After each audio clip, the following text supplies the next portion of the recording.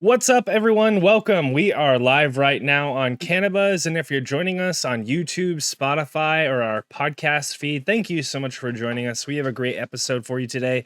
We have Brad from Raw Genetics. We're going to be catching up with him, checking out his latest strains, what he's up to in the garden, things that are going on in the business, and much more. So stay tuned for that. We'll get into that in just a second. But before we do, I needed to hit a couple things on business. First off, make sure to follow us on Spotify. We've had trouble with YouTube. YouTube has kind of decided that they're not really cool with weed anymore.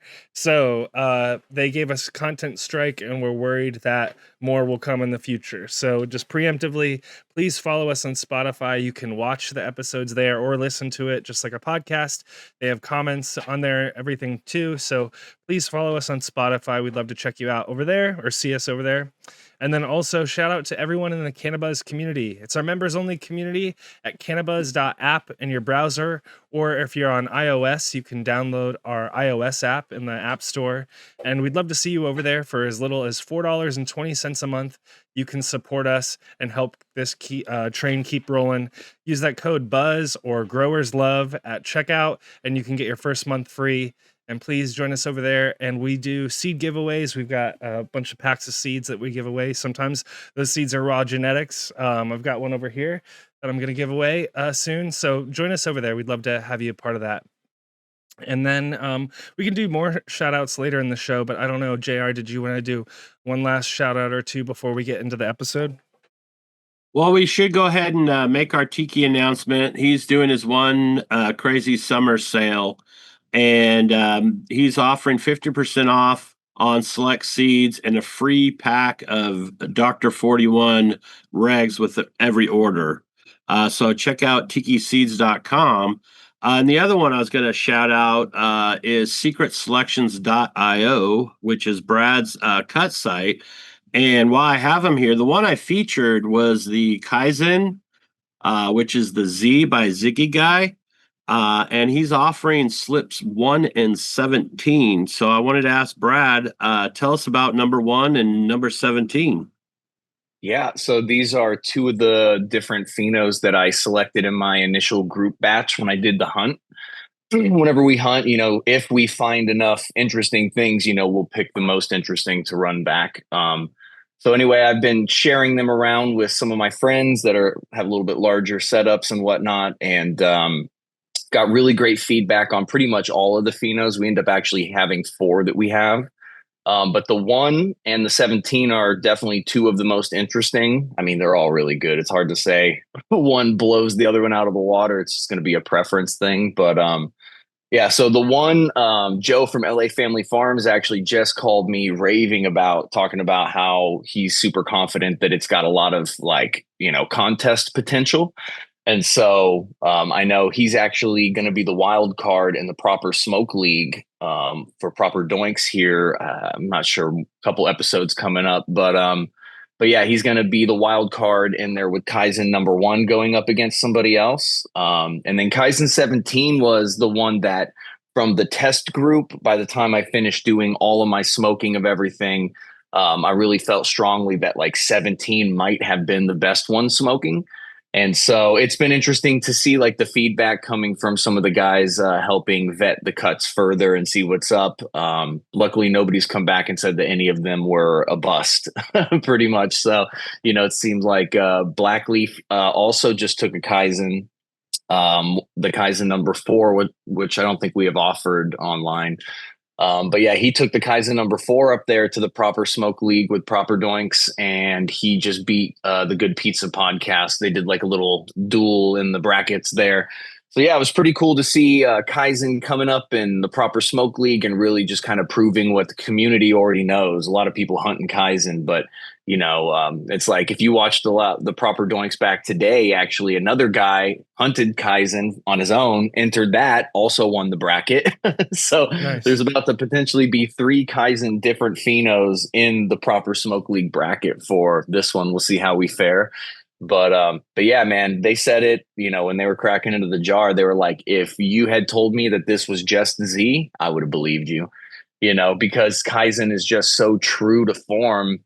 while improving a lot of the things without sacrificing things, right? Usually you can get improvements in Z hybrids, but you're gonna have to sacrifice profile or one of the things that you really need, which usually with Z is gonna be profile, right? But the Kaizen doesn't make you sacrifice anything. You can pick a taller pheno, you can get the true Z, and you can shortcut all the work and just go ahead and grab the 1 or the 17 from us and be guaranteed basically to have a good time.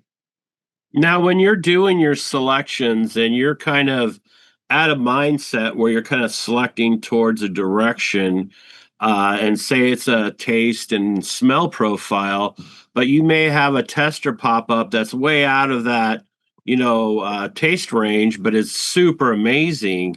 Do you still try to make that in the rounds? Or are you really focusing on kind of a profile?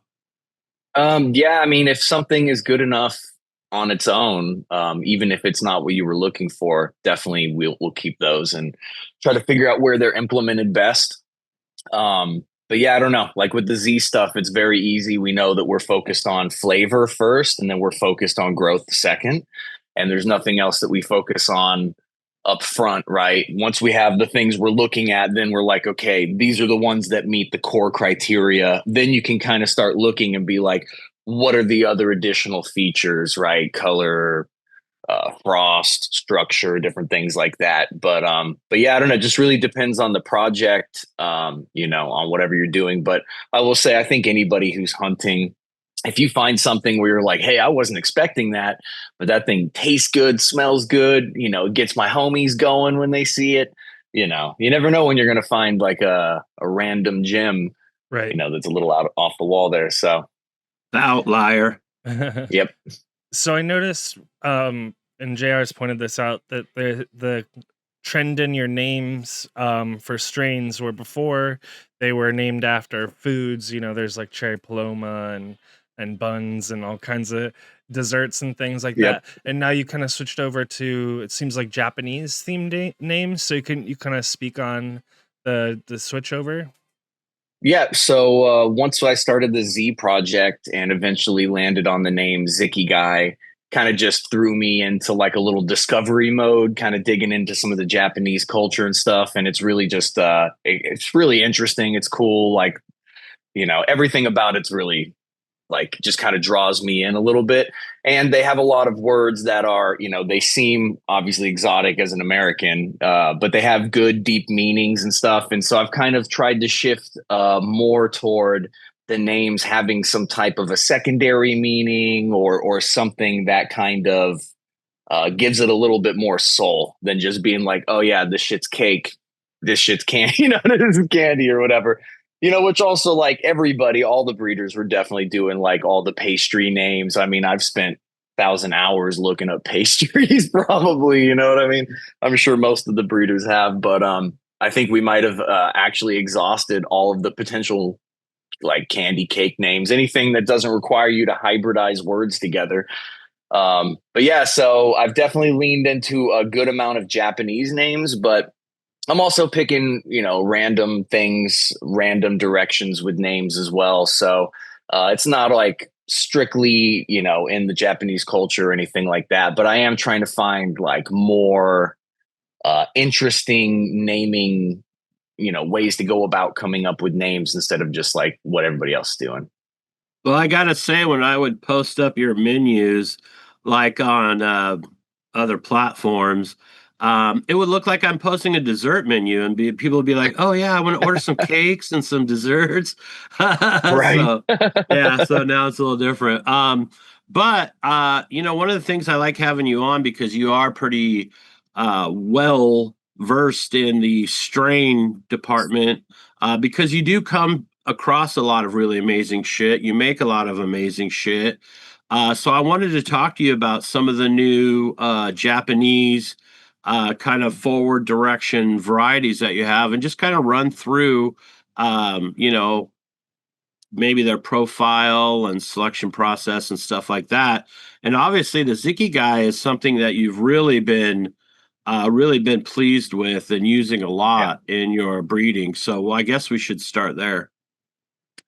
Zikigai is basically just kind of proof of concept for, when I first originally was like, oh, I think we should try to fix Z, right? Like retain the things that are good about it, get rid of the growth, get rid of the shortness, fix the stretching, all the things that are, she's hard to clone. And so Zikigai was really kind of just proof of concept that we were at least headed down the right path. I mean, I've put Ziki up against Z a bunch of times just in private group sessions, and honestly, I've never seen Zikigai lose to Z. Just like Kaizen went up against Z in this first bracket on the Proper Smoke League, and Kaizen beat Z as well. You know what I mean? So it's like, it's good to see that. It's proof that we're headed in the right direction when it comes to making selections that stay true to the core of the profile while, starting to slowly, incrementally improve some of the shortcomings. Well, the next one I wanted to talk about, and it's one I'm really stoked on, and I like the idea that you brought back a really good classic OG in the making of this one, and this is the Kami Kush. Can you kind of talk about it, its origins, and how you came about selecting it and putting it together? Yeah. So when we're doing, I think it was the second time that I did Zikigai crosses. We love gas, we love OG here in California. And honestly, that Skywalker cut, I was thinking about it a while ago. It might even be the cut that I've had the longest. Like she's yeah, she's excuse me. She's been with me for a very, very long time. And obviously around for long before that. So anyway, I thought that would be a great pairing to add to the Z work. And, kamis are like gods or like deities in the Japanese Shinto religion, I believe. And so, yeah, I don't Having an know, just OG looking for in some that. godly Kush, basically, Yeah. some Kush with some Z. And I was really pleased with the hunt on this one. Almost everything in my hunt, at least, were predominantly tall, built like Skywalker OG. Good range of flower structures, from a little bit more rounded, kind of like how Z does, to more the way that OG looks with the big fat calyxes and stuff. And so really OG was kind of overshining most of the Z and most of the phenos. I know my buddy West Coast Connoisseur, he picked a Kami Kush that he really liked, and the boys have been loving it in rosin, and they've been loving it in flower. So that one, who knows? We'll see. It's maybe at the point of having staying power for that pheno. And then I have two other phenos that we're still vetting, the number one and the number five. The number one is really what I was looking for. So we'll see. Hopefully she makes the full vetting and is able to stick around. But originally I wanted something that was going to have the Kush up front and the Z in the back. And so that was kind of the idea. So that's what I was looking for, right? And I saw predominantly OG dominant stuff, and a bunch of like sour phenos too. I guess if you're a sour head and you're trying to hunt some sour stuff, there were a lot of phenos that I would say were competitive with like bags of sour that I'd been shown constantly. Those are not the ones I was looking for. I threw all those out, you know what I mean? But and then the number five was kind of like you said earlier, like the outlier that I'm not really looking for, but I end up keeping. When I was smoking it, it just was smoking so true to Kush. All the flavor was there, all the profile was there. And the way that the Z presented itself was kind of in the back by like rounding in and kind of adding a little bit more dimension to the Skywalker OG's profile. And so I just thought that that had a lot of potential for just good smoke, and it seemed like a pretty solid plant too. So I'm eager to run those back and see, how they really stack up. But yeah, the goal was to get OG and get some Z and have like the gas power, a little bit of the Z flavor. So I'm going to take a few more swings at it too beyond Kami Kush. We're definitely going to hit some other stuff. And then I'll be working on some Kaizen stuff soon too. And I'll definitely have, like pure Kush and some other things in there.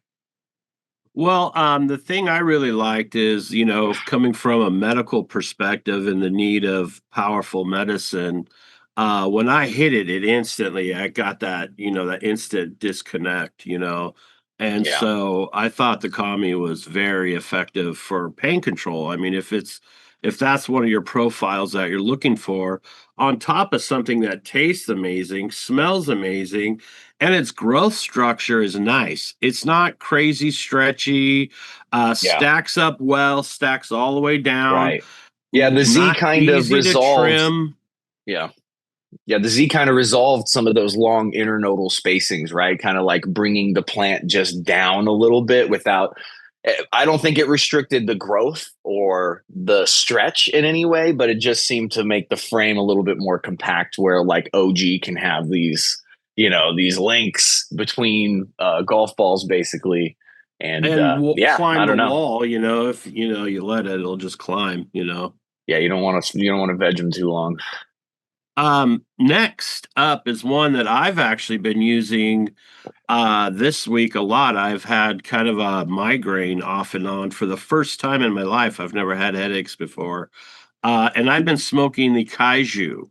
And the Kaiju is also a very heavy medicated, tastes like turpentine gas, tastes exactly like it smells. Looks amazing in flower. I mean, it's fiery. It looks beautiful, contrasting, very solid nug structure. Not a giant producer, the one I have, but absolutely delicious. And like I said, it's been a hug to my brain. Every time I get up in the morning, that's one of the first things I hit to kind of Nice. take the edge off my headache, and yeah. So talk about Kaiju a little bit because it's kind of a little different in it's the Georgia pie, one of your Georgia pie crosses.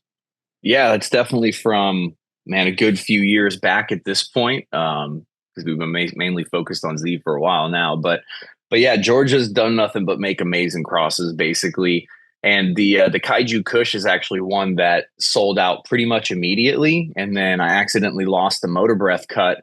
And so I was in a position where I couldn't even make it again. And I wasn't really trying to get the cut back. I'm sure I could probably get the cut back if we need to get it for something in the future. But yeah, the goal with that was again just to get that Kimmy OG and pair it in with Georgia, which is already super gassy, Cushman's gelati Funky, profile. skunky. Yeah, Yeah. funky. She's got the power. I like Georgia. I think it tastes good. I know some people, I guess it's one of those ones where like if the batch isn't done well, it's not going to be smoking too well. But yeah, man, Georgia's done nothing but just make amazing stuff, basically. And Kaiju's another one where I see tons of people tagging me in Kaiju. And I know you've had this cut for what, like 2 years, easy, going on a couple of Yeah. years. Because I know Yeah. I had done the seeds and then I sent you some later when you asked.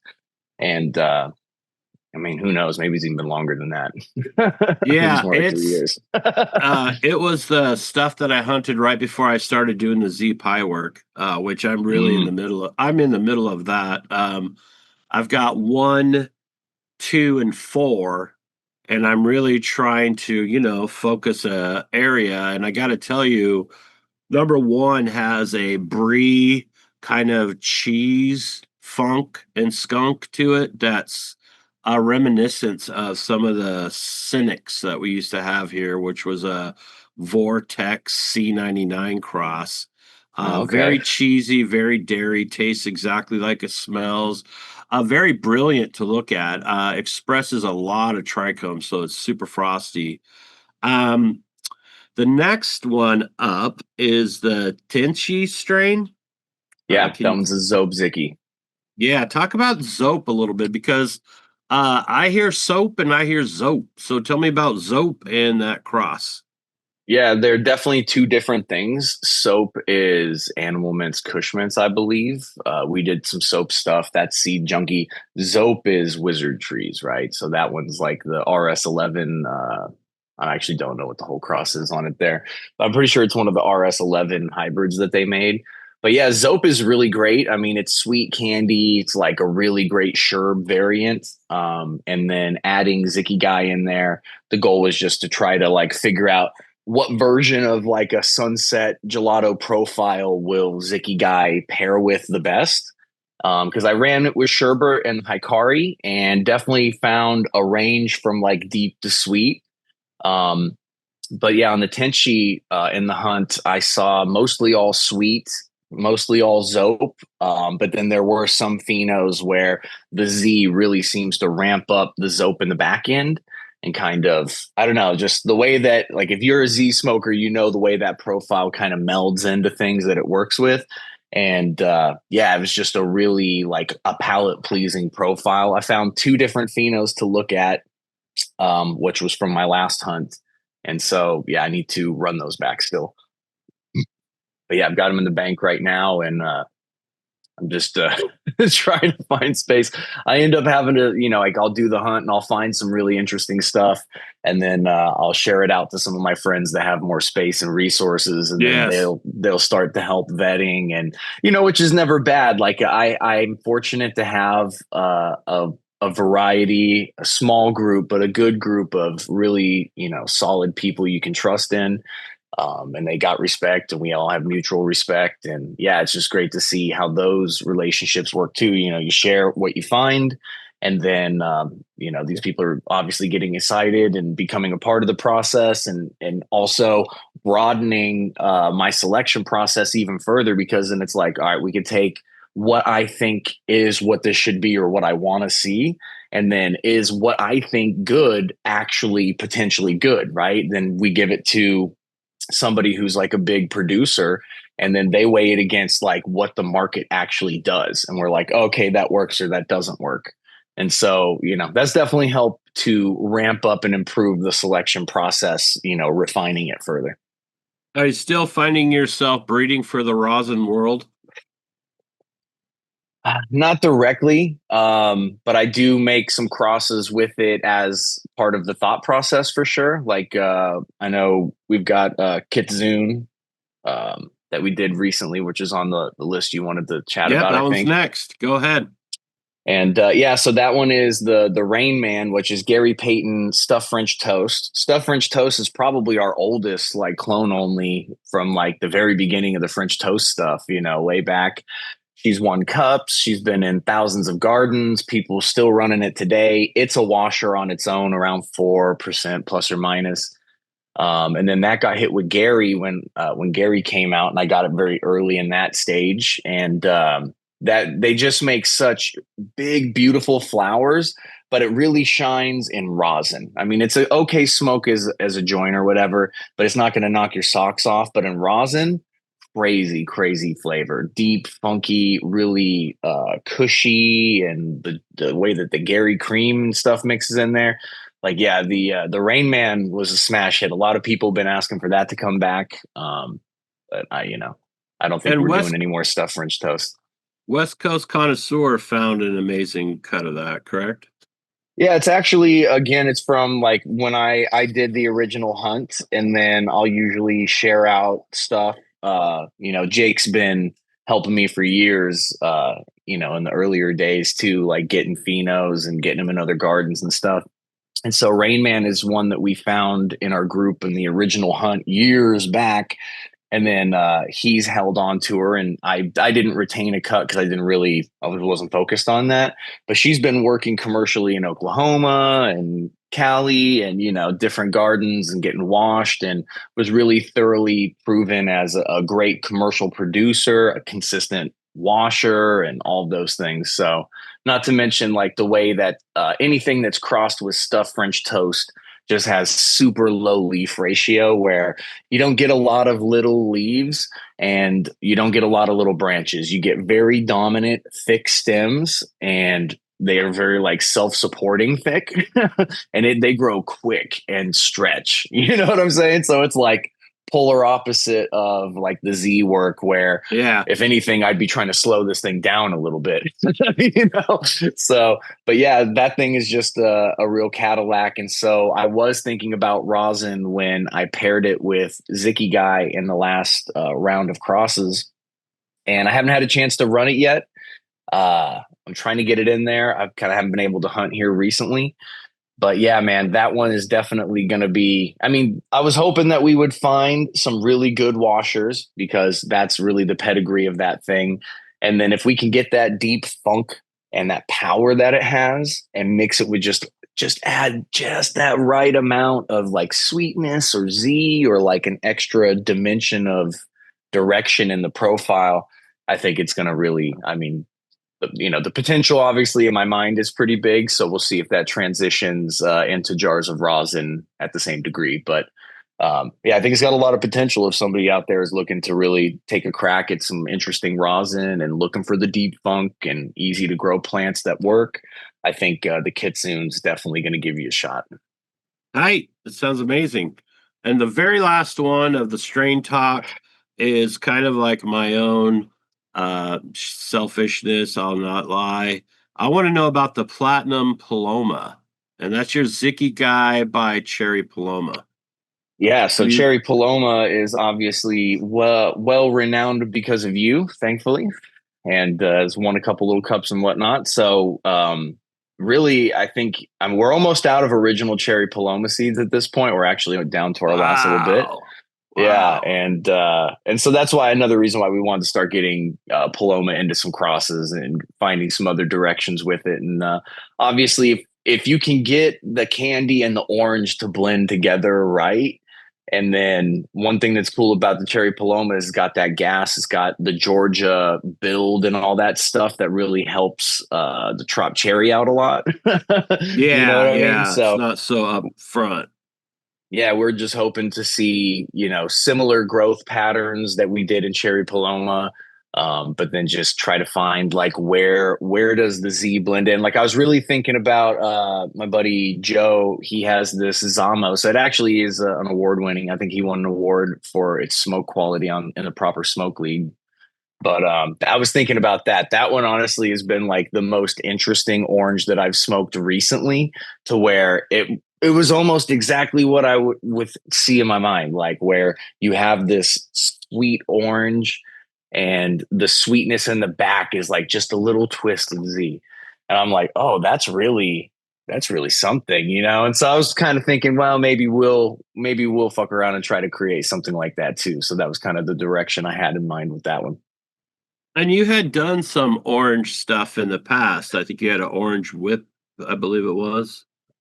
We did a couple of orange things for sure. If anything, I really wish I had kept that orange cookie cut, It did kind of breed with like some super sativa outcomes and some of the phenos. It was outliers, but every once in a while you would see one in those crosses. But yeah, I don't know. Orange is really tough. I would say of all the orange things we've ever done, Cherry Paloma for sure is without a doubt the most successful and like adopted ones, like in commercial grows. It's in tons of states. She's all over the place. You know what I mean? So yeah, orange is hard. I think orange is hard because it's easy to make things orange, but I think it's hard to have like really useful orange profiles with longevity. Because it just has to have something where the way it hits your palate is you're like, oh yeah, I could keep hitting the feeder bar for that one, kind of, you know what I mean?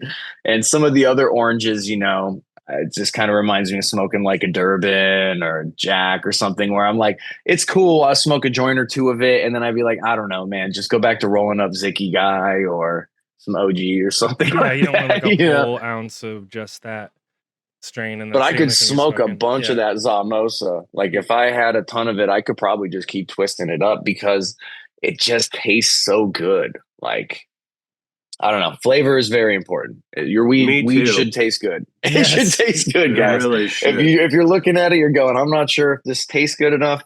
Get a new pheno. Yeah, it just is so. I buy a decent amount of weed these days from the dispensary, and it annoys me that they're still asking you indica or sativa, when I'm like, I'm more about flavors. Every time I say that, I'm like, I don't care. Yeah. I like all weed. I'm more. You're an outlier. Yeah. That's why. Yeah, it's just annoying. But yeah. So let's get into the next section about your nursery license, which is a new development.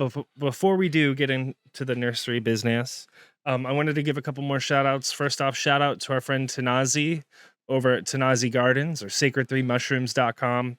If you want to get your own mushroom grow kit to grow any kinds of mushrooms that you want to grow, check out Tanazi Gardens. Use that code Cannabis at checkout for a 10% discount. He's got literally everything you could need, from end to grow. So check out his website. He's got guides, everything you could need. Great person, friend of ours, and so longtime supporter of the show. So please check him out, tanazigardens.com, and use that code Cannabuzz. And then last shout out goes to lostcoastplanttherapy.com. Huge thanks to them for supporting the show. We're literally the only podcast that they sponsor or like content creator. So we were super thankful to Lost Coast. You can find them in your local grow store or on Amazon. It's just a really great product if you're trying to knock down bugs, things like that are trying to take down your plant. And if you want to learn more about Lost Coast Plant Therapy and how to use it in your grow, go to YouTube, search Lost Coast and Cannabuzz, and I'm sure you'll find our videos with Dirk. Great how-tos. And again, we really appreciate their support. But let's get into your nursery development here, Brad. So JR was mentioning that you recently got a nursery license. So can you talk to me about, that sounds like, I imagine that's challenging and a whole new set of hurdles that you've got to get through. So what kind of goes into making something like that happen and do it in a scale that Brad from Raw Genetics is going to be proud of? Well, we'll see exactly what goes into it. At this point, I've been working on the partnership with my friend Sean from the Hydro Boys, for a while. We've basically had the plan for years, but not really been in a position to activate it. He's had a pre-ICO, he's grandfathered in, so they're fully integrated and they've had all the licensing over there for everything. So the nursery is finally just about at the stage where it's almost finished. I think we just need like an AC and some tables in one room or something like that. It's not too much. I know I was just on the phone about that the other day, but other than just basically partnering up and investing in that aspect, I haven't even begun to get into the rat's nest that will ensue beyond that with the rec market.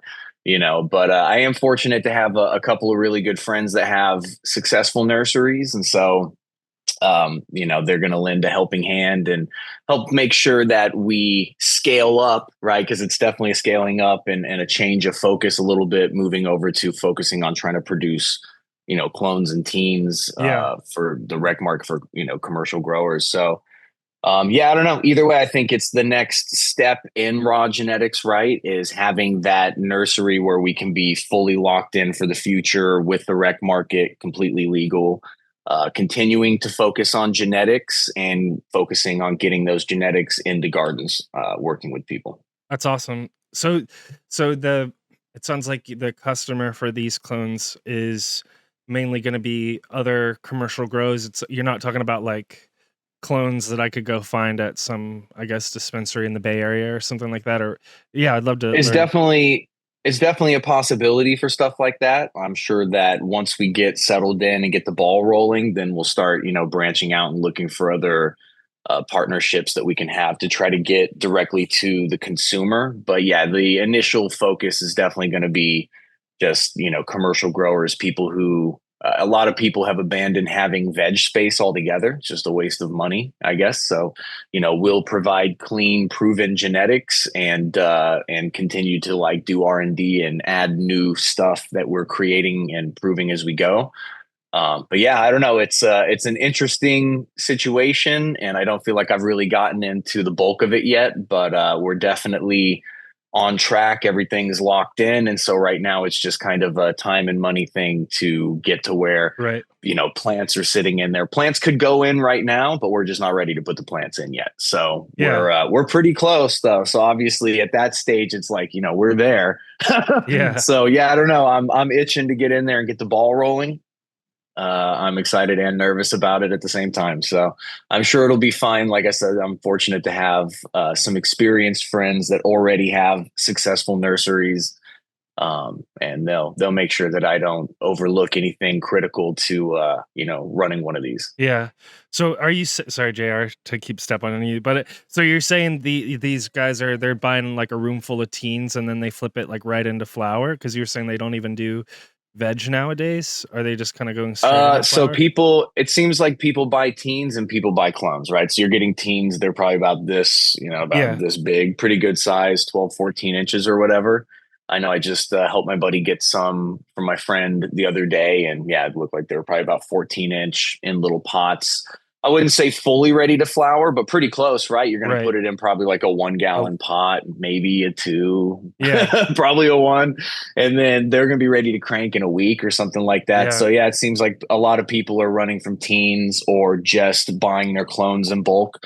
Or I know my friend was saying another good play is to get people who have things that they want to run, and then basically just get a contract with them to produce what they need on a regular schedule for whatever their schedule is. So, there's a few different tactics there, and those are definitely going to be the main thing. But it would be cool in the future to have like a retail spot in LA, at least, if not, like you said, in other places where people can go and get things directly. But yeah, we'll see. It's going to be a long road building that out. The long-term goal is like obviously to have nurseries in more than one state. So Yeah. That's super cool. Yeah, I'm just fascinated about this because I live in California, and also clones are how I started growing. Back then it was Dark Heart Nursery was kind of like running at least Northern California in terms of clones. And they were how I got some of my first clones. That's how I got Granddaddy Purple was the first strain I grew. Ken's GDP cut. nice. Yep. So yeah, just what you're saying is really interesting to me, and it's just such an interesting game because I've noticed on the dispensary side, not many sell clones these days, and if they sell clones, they probably only sell clones for a few months out of the year or something like that, basically in the summertime or something like that. That you don't typically at Yeah. least see clones in like December or something like that.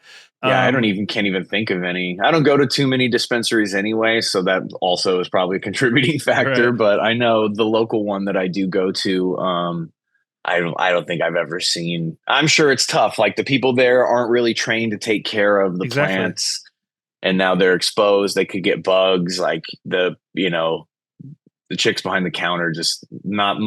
Some of them might be talented growers, but most of them don't seem to know much. Right. Yeah. Whenever I go in, so.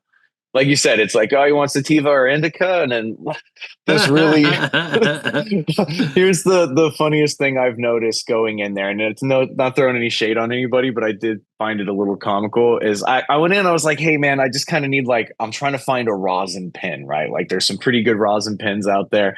And I was like, let me get a rosin pen. And I was like, do you know any that actually are rosin, not bullshit, actual rosin and are good? And so this girl was like, oh yeah, get this one. I'm skeptical because I, get the recommendations from the bud tenders for me usually don't hit, but I'm like, fuck it, I'll try it. Right. And then I started really reading it, and it was resin, not rosin. Yeah, I was like, and then I went in again to go get something, and I was asking again about it, and then a different girl recommended a resin when I was asking for rosin again, and I was like, oh, they don't even know what the hell I'm talking about. Yeah. Like, I know. they do, but they don't. They don't know that. They don't know the difference. So I guess saying they don't know what I'm talking about might not be completely true, but they don't know what they're talking about. It's probably more accurate. Either way, no harm, no foul. I did think it was pretty funny. I got a giggle out of it, and then I just bought whatever I was there for. And I was like, no, I'm not gonna. I was like, you guys got me last time on the resin pen. I'm not gonna do it a second time. So That's so fool me good. once. But yeah, So- that was funny. One of the things I wanted to talk to you about is you're going to be bridging kind of a gap where you're going to be moving into more of a commercial space from kind of a smaller home grower type market type space. Yeah. How is that going to impact raw? And are you looking at any even branding shifting as you move into this nursery situation? Yeah, I think the nursery is probably going to be Zikigai Nurseries, most likely, or something along those lines. Just continuing to build into that IP for sure. Yeah, I don't know. It is going to be an interesting change. It's hard to say exactly what will happen. There's a lot of things going on. Like they're trying to change the farm bill. They don't seem to do anything that helps anybody. So, No. they want to take us all out of the game the best they can. So they're going to change the farm bill, which is going to potentially have a huge impact on people. I really don't know. But I do feel pretty confident that they'll choose to change it in a negative way. Yeah. And who knows? Maybe there Well- will be a new way that everything can be, greener pastures legal. But I know longevity, the only way to continue doing what we're doing is to, get into the rec market somewhere, lock in, become at least profitable there, and then try to figure out how do you scale and get partnerships in multiple states and stuff like that. So I don't know. That's it's going to be a challenge, but at least being in a nursery setting, and we'll be able to continue focusing on breeding and doing all those things for sure. And your licensing through your state will give you the ability to lean on state rights, and they'll be hopefully having your back. In California? Right. Yeah. I know that's probably not. I couldn't say that without laughing. Bro. Yeah, I know. It's so Right. goofy. These fucking people God out here dang are it. so greedy, dude. It's just bro. unbelievable. But whatever, it is what it is. I don't get to set the rules. Other No. people make the rules, Right. and you either get to figure out if you're gonna change to play by them or eventually probably fade away. So yeah, I saw that Rand Paul walked out of the Farm Bill proceedings and language because it was going to decimate the hemp industry, and he wasn't a part of that. So he was going to fuck up their vote. So they're rewriting that language. But like you said, it's never good. It's never good language for us. You know what I mean? Same thing with the another thing looming in the distance here that seems almost inevitable, frankly, just based on what I've seen, how the whole thing has evolved. Now they're talking about Schedule 3, moving us from Schedule 1 to Schedule 3. And some people topically might think, oh, that's great. That's an improvement. But it's not, because that's where the pharmaceutical companies are in control of everything. And the pharmaceutical companies spend enormous amount of money to lobby against us just having this fucking plant, because it's life-changing for people. It really is. Right. And so if they reschedule it to Schedule 3 instead of just doing the right thing and descheduling it, taking it out of the scheduling system like it should be, I don't really fully know what the implications are, but now my topical understanding is that, like, this is where pharmaceutical medications are, and big pharma will be having a heyday with it at that point. Does it, what does that really mean? Who knows? Like, I mean, there's a lot of legal weed everywhere. So if history repeats itself, you'll have someone like Sanjay Gupta going on there telling you shouldn't get natural psilocybin, you should only get synthetic psilocybin because it's regulated and safe. Created in a lab or whatever. That's stupid. Yeah, I'd say the last point I'll make on this topic, and I don't want to take us too down a rabbit hole, but it's very topical that you brought it up, Brad, is because there was an article, I think it was in the Washington Post yesterday or 2 days ago, because Trump, I guess, is like openly talking about this or teasing it. But if you read the articles, not literally read between the lines, but if you just read the article, the reason why he's talking about it is because he did a fundraising dinner, and the fundraising dinner was $1 million a plate, by the way. So the only way that you got in that room is if you spent $1 million. And the people that were, talking in his ear, I think one of them was an executive from Scott's Miracle Grow. So he's upset because they have to, they're trying to get rid of Hawthorne Group because it's losing money. And they've just been, pissing money down the drain because the cannabis industry hasn't grown like they thought it was. And then the other lobbyist was a pharmaceutical lobbyist. So even if, they're talking about changing, legalization or rescheduling, the people that are pushing that conversation forward aren't necessarily our advocates. I just keep that in mind. It's not a guy who's trying to have a grassroots coming from just an idea to building a business and trying to scale it type of situation. These are multi-billionaire, corporations that have that's when, like you said, Scott's Miracle Grow and pharmaceutical lobbyists. That's so much fucking money between two people that they represent. It's just, they're not thinking about us starting a nursery and the fact that the taxes are ridiculous. They're like, no, we should be raising those so that they can't be there and fucking Scots can be everywhere. And then you're fucking smoking Walmart weed. And we saw pay to play in our states. We saw the lobbyists, we Yeah. saw the lawyers, they flip the state, they sell it out to the highest bidders.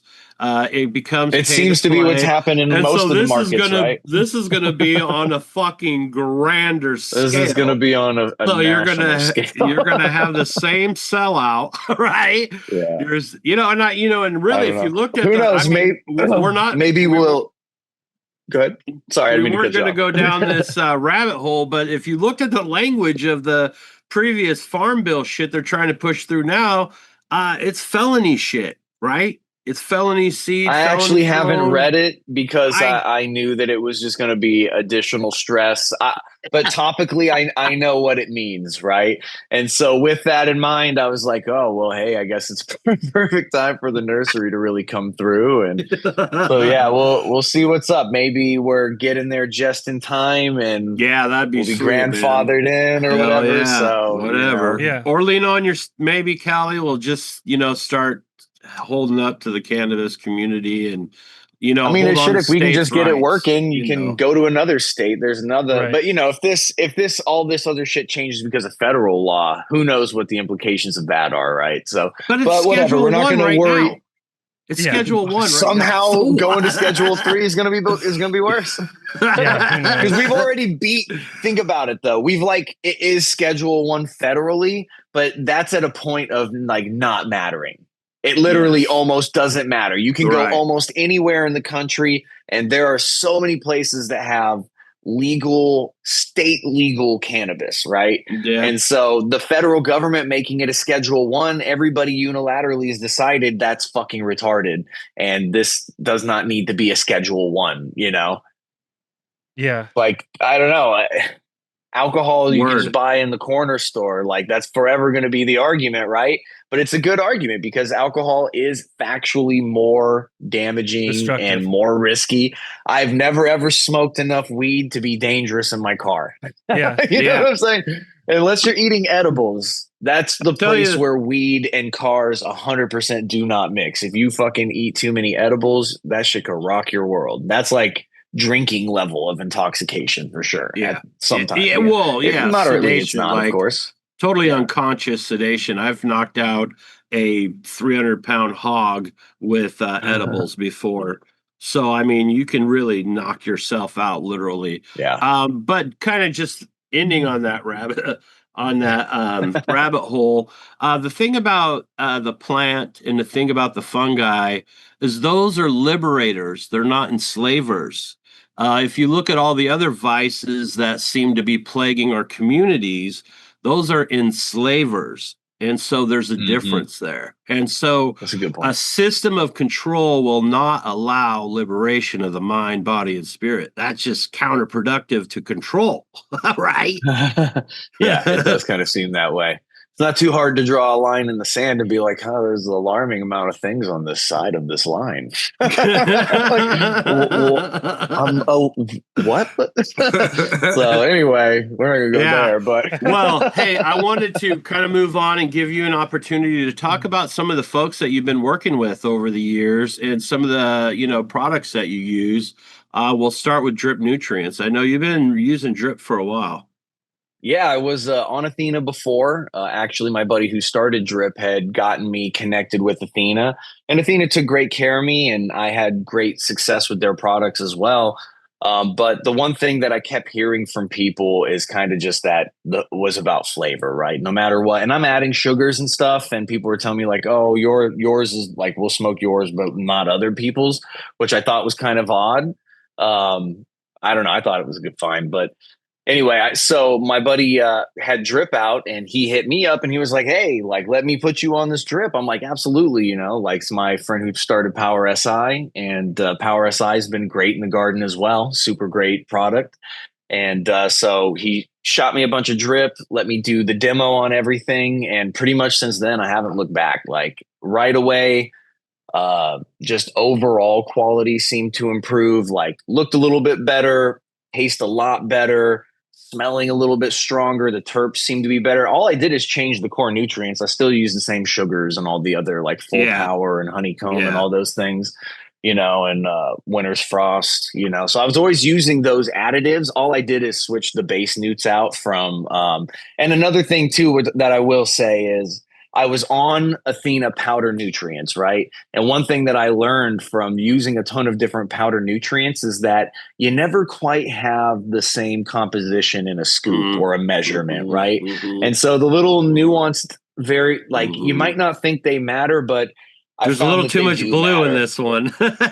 Yeah, it's just, I don't know. I realized when I ran some liquid nutrients against some powder nutrients, same brand, just liquid versus powder, and there was an instant visual improvement on running the liquids. Now, the powder is way more economical to store for sure, but unless you're like basing that whole thing into water, scooping it out, I don't think is really practical in my experience. So I've switched over to liquid nutrients back from powders, and I've just been on the drip liquid since then. And it's been nothing but, smooth sailing, great, happy plants, happy people, happy smokers. Yeah. And all around the garden's looking good. So, and then I see, drip it's not just working well for me, it's working well for a lot of different people.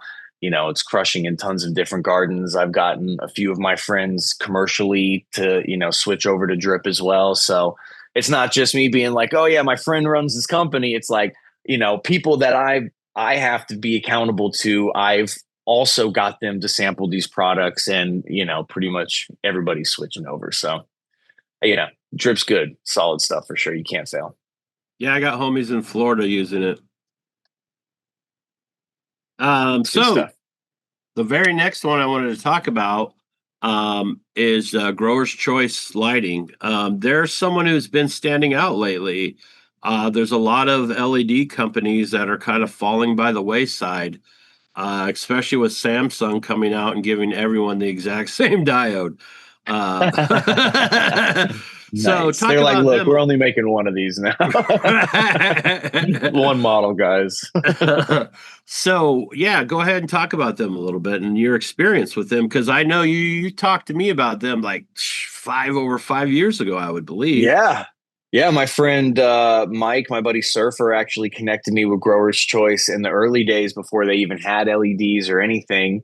And I remember I was getting CMHs and stuff from them and trying out all the new changes in lighting that were coming out at the time. And Grower's Choice, one thing that I always loved about them is they have great customer service. Like if you have an issue with their products, I kind of feel like it's like same way we are. If you have an issue with one of our products and you hit us up, it's like 95% chance that we're going to be able to do something. We'll figure something out to fix the situation, right?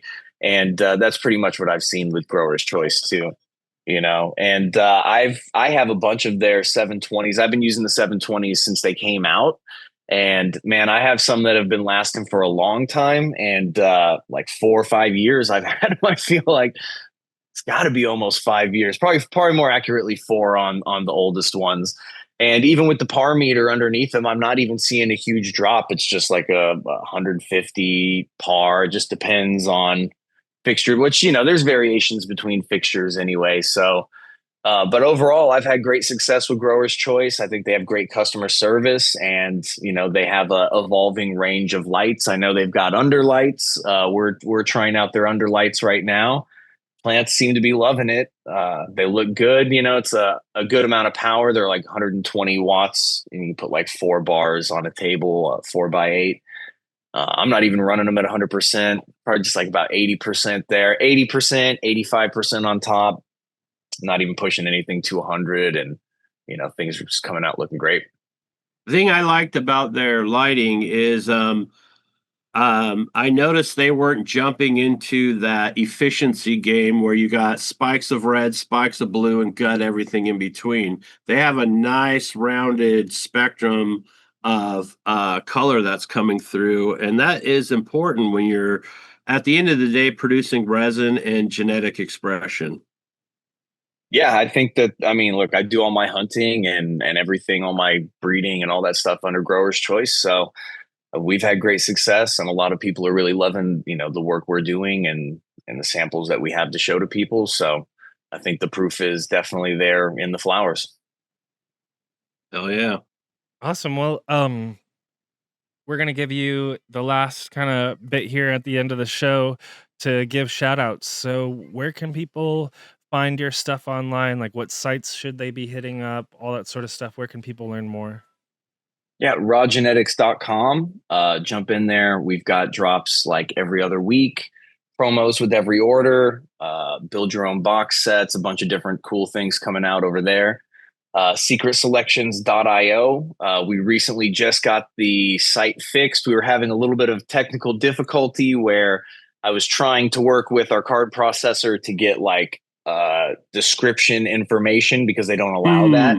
And the way that I was getting it set up ended up not working because of one critical mistake and understanding on my own part. And so I feel like that kind of threw us off for about a month there. But I recently had the dev team jump in there and fix fix my goofy mistake. And so it's back to one centralized, fully functioning site. Checkout's fixed. Everything's back on track there. Unfortunately, just no descriptions or real core product information until we, get over the hurdle of a new card processor there. So, yeah, rawgenetics.com, secretselections.io. And if you want to order internationally, neptuneseeds.com or seedsherenow.com. Those are like our two main, guys that we work with. They're reliable and they do take orders from everywhere. So, Yeah. but we're only domestic, of course. Nice. And both good sites. I bought seeds from both those guys. Seeds Here Now was like the first site I used to buy seeds from. So shout out to them. Yeah, good dude. Well, awesome. Thank you so much, Brad, for hanging out. This has been cool. It's exciting to hear about the development on the nursery side of things. I think that's a big way to influence the masses, basically get your brand out there and get people enjoying your weed at home or whatever. They find it at the local dispensary and then maybe they want to go grow it themselves, or maybe it builds the hype and then someone in another state over and wants to grow it now. So yeah, I just think it's a super smart way to go, and congrats on this new development. We wish you the best on it. I appreciate it, man. Thank you. Yeah, it's interesting. Hopefully it goes well. I'm sure that it will. It's just going to be a lot of work. Yeah. Like all things that are, exactly. It's just going to be no shortage of hours and financial investment, I'm sure. Just like anything in this business. Yeah, it's like anything else. So yeah. We'll be there. We'll be in the garden. You can guarantee that. Awesome. Well, JR, thanks for putting together today's episode. We've got more coming up in the future. Thanks, everyone, for the support. Don't forget to follow us on Spotify. And as always, JR, Growers love. Peace, everyone. Have a great rest of your week.